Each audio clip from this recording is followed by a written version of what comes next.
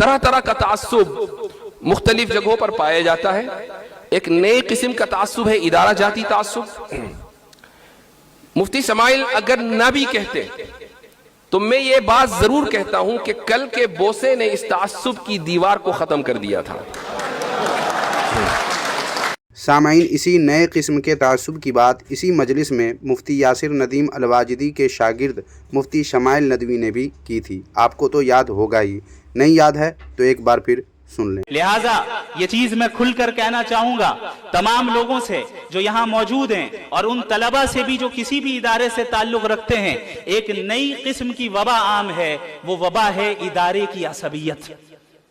ادارے کی عصبیت، اور اس عصبیت کی بنیاد میں بھی، اس عصبیت کی بنیاد پر ہمارے درمیان انتشار ہو رہا ہے. میں یہاں پر چاہتا ہوں کہ ہم سب اس بات کا اعلان کریں کہ ہم اور آپ ایک ہیں، ہم مختلف نہیں ہیں. ہم یہ نہ دیکھیں کون ندوی ہے، کون قاسمی ہے، کون مظاہری ہے، بلکہ اس بات کا اعلان کریں کہ ہم ندوی قاسمی عصبیت کی دیوار کو آج ہی منہدم کرتے ہیں. ندوہ اور دیوبند ایک ہی ہے، ندوہ اور دیوبند کا مقصد ایک ہی ہے. اور سامعین، جاوید اختر سے ڈیبیٹ کے بعد مفتی یاسر ندیم الواجدی نے، آپ نے دیکھا ہوگا کہ اپنے شاگرد مفتی شمائل ندوی کو جو بوسہ دیا تھا ماتھے پر، اس بوسے سے دیوبندیوں کے مابین جو ادارہ جاتی تعصب ہے اس کی دیوار بقول ان کے ختم کر دی گئی. لیکن سامعین، جب زمینی سطح پر اس کا جائزہ لیتے ہیں تو معلوم ہوتا ہے کہ یہ تعصب ختم ہونے کے بجائے مزید بڑھ گیا ہے. اور اسی تعلق سے کچھ گفتگو آج کی اس ویڈیو میں کرنے والا ہوں، جس سے دیوبندیوں کے آپسی دست و گریباں پر مزید روشنی پڑے گی. باطل کرد کریں گے ہم ہیں بریلی والے.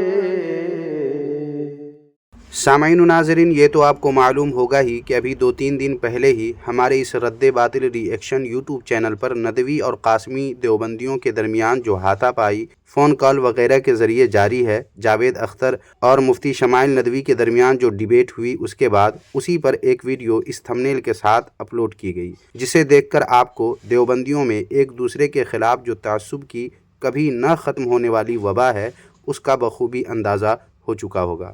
لیکن جن حضرات نے اب تک اس ویڈیو کو ملاحظہ نہ کیا ہو، وہ اسی ویڈیو کے ڈسکرپشن میں موجود لنک پر کلک کر کے، یا ویڈیو کے اینڈ میں بھی اس ویڈیو کو لگا دوں گا، اس پر کلک کر کے آپ اس ویڈیو کو ضرور اب ملاحظہ فرما لیں، تاکہ دیوبندیوں کے آپسی ادارہ جاتی تعصب کی حقیقت خوب اچھی طرح آپ پر واضح ہو جائے. بہرحال سامعین، آج کی اس ویڈیو میں قاسمی اور ندوی کے درمیان جو جنگ چھڑی ہوئی ہے، اس تعلق سے ایک نئی ویڈیو سامنے آئی ہے. لیجئے اسے بھی اب آپ ملاحظہ فرما لیجئے. ندوی اور قاسمی ایک فکری و اخلاقی پہلو. اصولی طور پر ہم ان مباحث سے ہمیشہ کنارہ کشی اختیار کرتے آئے ہیں جن میں شخصیات، ادارے یا مسالک نشانے پر آ جائے. ہمارا مزاج خاموشی، تحمل اور خیرخواہی کا رہا ہے، اور ہم آج بھی یہی سمجھتے ہیں کہ اختلاف ہو تو شائستگی کے ساتھ اور اصلاح ہو تو حکمت کے ساتھ.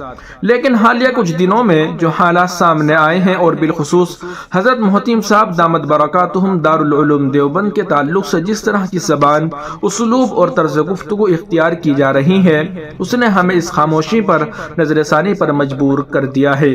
اس سے معلوم ہوا سامعین و ناظرین کہ دارالعلوم دیوبند اور ندوۃ العلماء کے طالب علموں کے درمیان جو بحث چل رہی ہے، لڑائی چل رہی ہے، بلکہ یوں کہوں کہ ندوی اور قاسمی کے درمیان جو بحث اور جو جنگ چھڑی ہے وہ صرف انہی تک محدود نہیں ہے، بلکہ دارالعلوم دیوبند کے محتمم ہیں، ان کو بھی دیوبندیوں نے آڑے ہاتھوں لیا ہے، جیسا کہ آپ نے ابھی سن لیا ہے. اب آگے دیکھیں یہ کیا کہہ رہے ہیں. یہ بات اب محض اختلاف رائے تک محدود نہیں رہی، بلکہ ایک باقاعدہ طوفان بدتمیزی، بد کلامی اور تحقیر کی صورت اختیار کر چکی ہے. ایسے میں اگر ہم اب بھی خاموش تماشائی بنے رہیں، آنکھیں بند کر کے سب کچھ برداشت کرتے رہے، تو یہ خاموشی اصلاح نہیں بلکہ اپنے اکابر، اپنے قافلہ سالار اور اپنے علمی ورثے سے بے وفائی کہلائے گی. اس لیے چند باتیں خیرخواہی، درد دل اور ذمہ داری کے احساس کے ساتھ عرض کرنا ناگزیر محسوس ہوتا ہے. یہ امر نہایت افسوسناک ہے کہ دارالعلوم ندوۃ العلماء جیسے عظیم علمی ادارے کے بعض فضلاء جن سے علمی وقار، اخلاقی شائستگی اور فکری توازن کی توقع کی جاتی ہے، اپنا شب و روز اس فکر میں صرف کر رہے ہیں کہ فکر نانوتوی سے وابستہ افراد کو کس طرح بدگوئی، طعن و تشنیع اور تحقیر کا نشانہ بنایا جائے۔ یہ طرز عمل نہ ندوے کے مزاج کی نمائندگی کرتا ہے، نہ اس کے اکابر کے منہج کی، اور نہ ہی اس علمی روایت کا جس پر یہ ادارہ قائم ہے۔ کچھ غور کیا سامعین آپ نے؟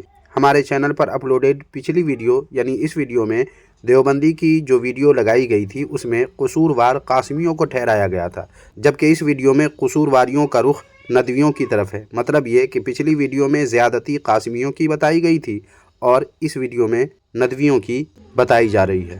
خیر جو بھی ہو، اب آگے دیکھیں کیا کہہ رہے ہیں۔ یہاں چند بنیادی اور سنجیدہ سوالات ہیں جو کسی ایک فرد یا ادارے کے نہیں بلکہ پوری امت کے ضمیر سے متعلق ہے۔ کیا ندوۃ العلماء میں داخلہ اسی مقصد کے لیے لیا جاتا ہے کہ یہاں سے فراغت کے بعد شائستگی، حلم، وقار اور حسن اخلاق کو چھوڑ کر بدزبانی اور بدتمیزی کو شعار بنا لیا جائے؟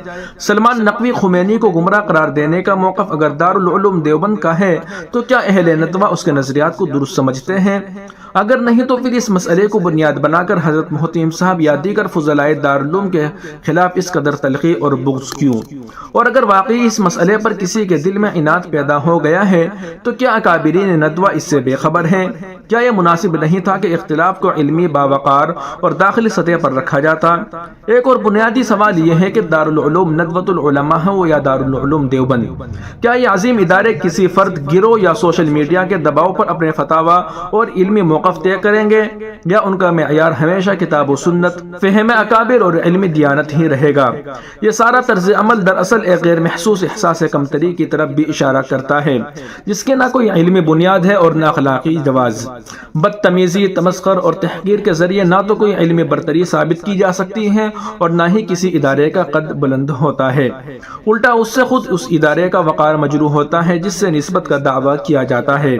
یہ بات بھی پوری دیانت کے ساتھ کہنی چاہیے کہ اس طرز عمل کا تعلق تمام ندوی فضلاء سے نہیں، یہ چند افراد ہیں جن کا رویہ پورے ندوے کی نمائندگی نہیں کرتا۔ اس طرح یہ بھی حقیقت ہے کہ یہ رویہ صرف ایک جانب محدود نہیں، کچھ قاسمی نسبت رکھنے والے افراد میں بھی ایسی مثالیں مل جاتی ہیں، لیکن چونکہ حالیہ منظرنامے میں ندوے سے منسوب چند افراد کی طرف سے یہ روش زیادہ نمایاں ہو کر سامنے آئی ہے، اس لیے اس پہلو کی اصلاح فوری طور پر ضروری محسوس ہوتی ہے۔ ہم تمام متعلقین سے نہایت ادب و احترام کے ساتھ گزارش کرتے ہیں کہ ان فضول، غیر تعمیری اور نقصان دہ مناقشات سے خود کو الگ رکھے، اپنے اکابر کی وصیتوں، نصیحتوں اور منہج کو مضبوطی سے تھامے اور اپنی صلاحیتوں کو امت کی تعمیر، علم کی خدمت اور دین کی اشاعت میں صرف کرے۔ ایک اہم غلط فہمی کی اصلاح بھی وقت کی ضرورت ہے۔ کچھ سادہ لو مسلمان علماء دیوبند سے صرف دارالعلوم دیوبند کے فارغ التحصیل علماء کو مراد لیتے ہیں، حالانکہ حقیقت یہ ہے کہ علماء دیوبند ایک فکر، ایک منہج اور ایک علمی روایت کا نام ہے، نہ کہ محض ایک ادارے کی سند کا۔